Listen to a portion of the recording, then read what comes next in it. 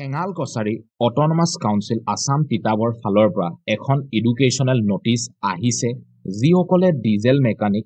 computer operator and programming assistant যাক আমি কপা বুলি কোৱা হয় আৰু ফিটাৰ এণ্ড ইলেক্ট্ৰিচিয়ান এই চাৰিটা কোৰ্চ যদি কৰিম বুলি ভাবিছিল তেনেহলে আপোনালোকৰ বাবে অতিকৈ সুখবৰ ঠেঙাল কছাৰী অট'নমাছ কাউন্সিল ফালৰ পৰা এই যি চাৰিটা কোৰ্চৰ এডমিশ্যন ফিজ আৰু লগতে টিউচন ফিজ তেওঁলোকে প্ৰভাইড কৰিব কিন্তু ইয়াৰ বাবে এটা ৱাক ইন ইন্টাৰভিউ দিব লাগিব আৰু এই ৱাক ইন ইন্টাৰভিউটো অনুষ্ঠিত হ'ব স্ক্ৰীনত দেখাই পাইছে 6 জুন 2025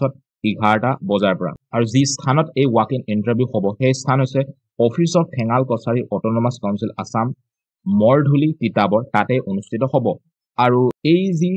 ৱাক ইন ইন্টাৰভিউ কোনে এপ্লাই কৰিব পাৰিব কি কি ইলিজিবল ক্ৰাইটেৰিয়া আছে মই ইয়াৰ পিছত কৈ আছো বাৰু তাৰ আগতে মই ইয়াত দেখাই দিছো যে ইয়াত এই কোৰ্স কেইটা কি হয় কিমান ইয়াৰ্স হয় যেহেতু ডিজেল মেকানিক হয় 1 ইয়াৰ হয় আৰু মিনিমাম কিন্তু বয়স 16 বছৰৰ কৈ বেছি হ'ব লাগিব আৰু এই ডিজেল মেকানিক কোৰ্সটো যদি কৰিম বুলি ভাবিছিল তেনেহলে কোৱালিফিকেশন কিন্তু 10 পাস আৰু লগতে সায়েন্স আৰু ম্যাথমেটিক্স থকা হ'ব লাগিব আৰু যেটো কোপা কোৰ্স হয় যেটো 1 ইয়াৰ ডিউৰেচন হয় ইয়াৰ বাবে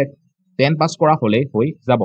আনহাতে যেটো ফিটাৰ হয় এই ফিটাৰৰ বাবে 2 বছৰ হয় ডিউৰেচন আৰু 10 পাস আৰু লগত কিন্তু ম্যাথমেটিক্স আৰু সায়েন্স সাবজেক্টটো থকা হ'ব লাগিব আৰু যেটো ইলেক্ট্ৰিচিয়ান হয় ইলেক্ট্ৰিচিয়ানৰ যেটো কোৰ্স হয় হেতু 2 বছৰীয়া হয় যি স্ক্ৰীনত দেখাই পাইছে আৰু 10 পাস কৰা আৰু লগতে সায়েন্স আৰু ম্যাথমেটিক্স কিন্তু ক্লাস 10 ত থাকিব লাগিব আৰু এই যি ঠেঙাল কছাৰী অট'নমাছ কাউন্সিলে যি এডমিশ্যন ফিজ আৰু টিউচন ফিজ তেওঁলোকে প্ৰভাইড কৰিছে তাৰ বেনিফিট কেৱল ঠেঙাল কছাৰী অট'নমাছ কাউন্সিলৰ যি এৰিয়া আছে সেই এৰিয়া কেণ্ডিডেট সকলেহে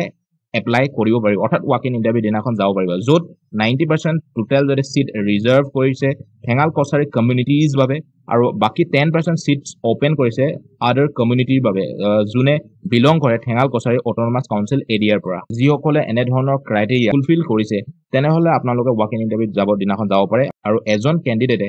এটা কোৰ্সে কেৱল এপ্লাই কৰিব পাৰিব যিদিনাখন ৱাক ইন ইন্টাৰভিউ হ'ব সেইদিনাখন আপোনালোকে লৈ যাব লাগিব ডকুমেন্ট লৈ যাব যি এডুকেশন কোৱালিফিকেশন আছে ওকে মানে ক্লাস 10 ৰ মাৰ্কশিট সাৰ্টিফিকেট এইবিলাক লৈ যাব আৰু লগতে ফটোগ্ৰাফ